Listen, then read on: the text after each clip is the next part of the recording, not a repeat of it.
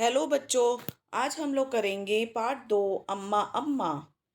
एक दिन राजा कृष्णदेव राय के दरबार में कोई विद्वान आया। वह विद्वान अपनी विद्वता के लिए दूर दूर तक मशहूर था। उसने राजा को पहले अपना परिचय दिया, फिर यह कहा कि मैंने सुना है आपके दरबार में विद्वानों की कमी नहीं है। जी हाँ, मैं अपने विद्वानों की बुद्धिमत्ता पर गर्व करता हूँ, महाराजा ने कहा। महाराज, मैं कई भाषाओं का प्रकांड पंडित हूँ। क्या आपका कोई विद्वान मेरी मातृभाषा के बारे में बता सकता है? इतना कहते ही उसने मराठी, तमिल, तेलुगु और कन्नड़ जैसी कई भाषाओं में अपना भाषण दिया। राजा को उसकी योग्यता पे बड़ा आश्चर्य हुआ। उन्होंने सोचा कि इसका तो कई भाषाओं पर पूर्ण अधिकार है। ऐसे में इसकी मातृभाषा के बारे में क्या कहा जा सकता है? बताइए महाराज, मेरी मातृभाषा क्या है? उस विद्वान ने राजा से कहा। दरबार में कुछ देर तक खामोशी छाई रही। राजा ने अपने एक विद्वान तेनालीराम की ओर देखा। तेनालीराम ने विनयपूर्वक राजा से कहा, महाराज, दरबार में आए विद्वान अतिथि की सेवा करने का मुझे एक मौका प्रदान करें और उन्हें अतिथि गृह में ठहराने की अनुमति दें। तेनालीराम के कथानुसार राजा ने वैसा ही किया। विद्वान को अतिथि गृह में ठहराया गया। तेनालीराम उसकी सेवा में जुट गया। एक दिन विद्वान किसी वृक्ष के नीचे आसन जमाकर बैठ गए।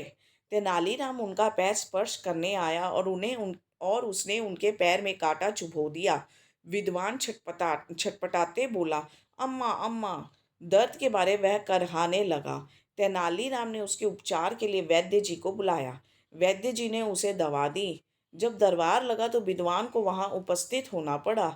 उसने महाराज से कहा, मुझे मेरे सवाल का जवाब कब मिलेगा महाराज? कौन बताएगा कि मेरा मातृभाषा क्या है? इतने में तेनालीराम अपनी जगह से उठ खड़ा हुआ। महाराज, हमारे विद्वान अतिथि की मातृभाषा तमिल है। यह आपको कैसे पता चला? महाराज के बोलने से पहले ही वह विद्वान बोल पड़ा। अतिथि महोदय, व्यक्ति जब दुख अथवा अथवा संकट में होता है तो उसकी जुबान पर मातृभाषा के शब्द आ ही जाते हैं। जैसे कल मैंने जब आपको पैर में कांटा चुभाया तो दर्द से करहाते हुए आपने अम्मा अम्मा कहा।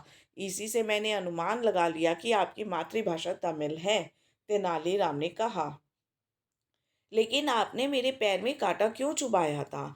यही जानने के लिए। मुझे माफ कर देना अतिथि महोदय। मैं मान गया कि आप बहुत बड़े विद्वान हैं।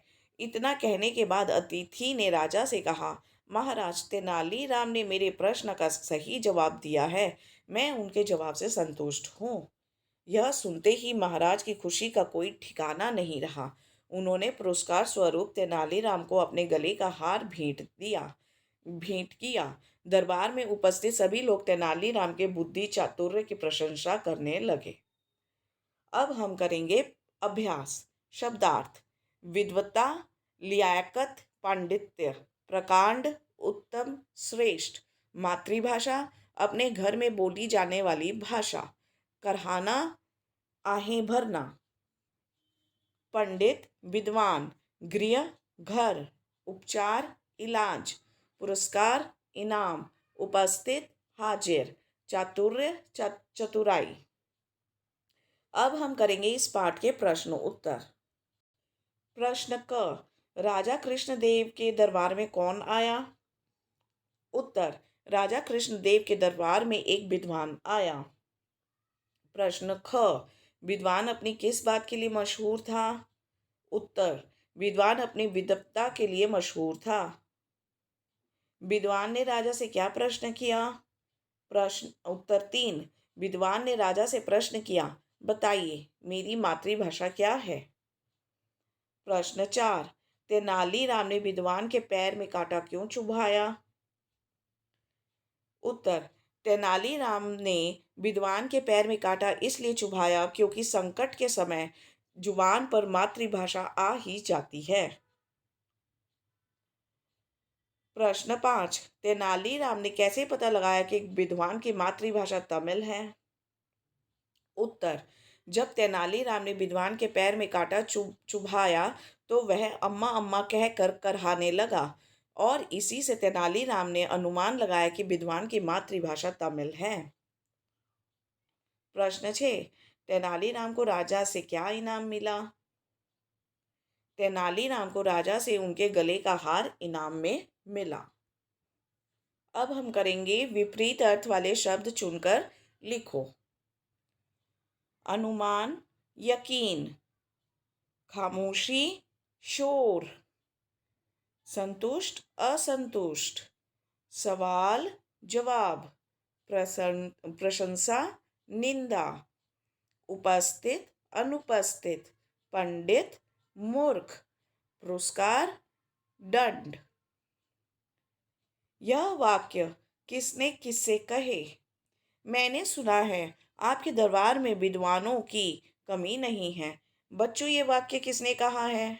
यह वाक्य विद्वान ने कहा। किससे कहा? राजा कृष्णदेव राय से। जी हाँ, मैं अपने विद्वानों की बुद्धिमत्ता पर गर्व करता हूँ।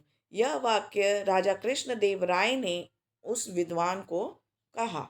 बताइए महाराज, मेरी मातृभाषा क्या है? विद्वान ने राजा कृष्णदेव राय से कहा। महाराज, हमारे विद्वान अतिथि की मातृभाषा तमिल है। यह बात तेनालीराम ने कहा राजा कृष्णदेव राय से। लेकिन आपने मेरे पैर में कांटा क्यों चुभाया था? यह बात विद्वान ने कही तेनालीराम से। अब हम करेंगे इन शब्दों के समानार्थी शब्द चुनकर लिखो। राजा, महीप, नरेश, नृप। गर्व, मान, नाज, सम्मान। वृक्ष, पेड़, तरु, पौधा। पैर, पांव, चरण, पग।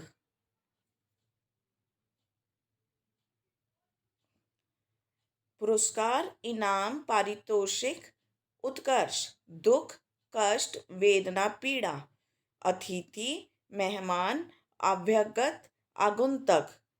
अभ्यागत होगा यहाँ पर, ये वाला शब्द है अभ्यागत, यहाँ पर होगा। आप लोग थोड़ा इसकी स्पेलिंग ठीक कर लीजिएगा।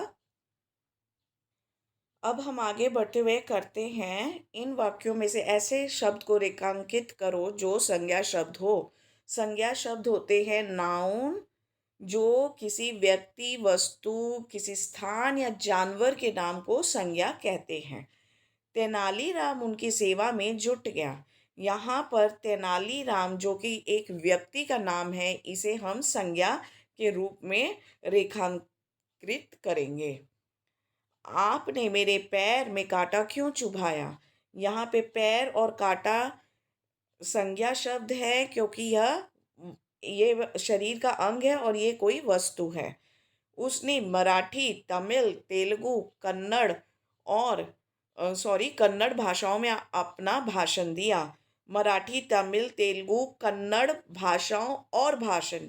संज्ञा, व्यक्ति जब दुख अथवा संकट में होता है तो उसकी जुबान पर मातृभाषा के शब्द आ ही जाते हैं। यहाँ पे संज्ञा शब्द है व्यक्ति। ये दुख नहीं हो, हाँ दुख होगा। व्यक्ति, दुख, संकट। जुबान, मातृभाषा और शब्द, यह सारे संज्ञा शब्द हैं। तो ये पार्ट यहीं पे ख़त्म होता है बच्चों। If you have not subscribe to this channel, please do subscribe to this channel. Thank you very much everyone.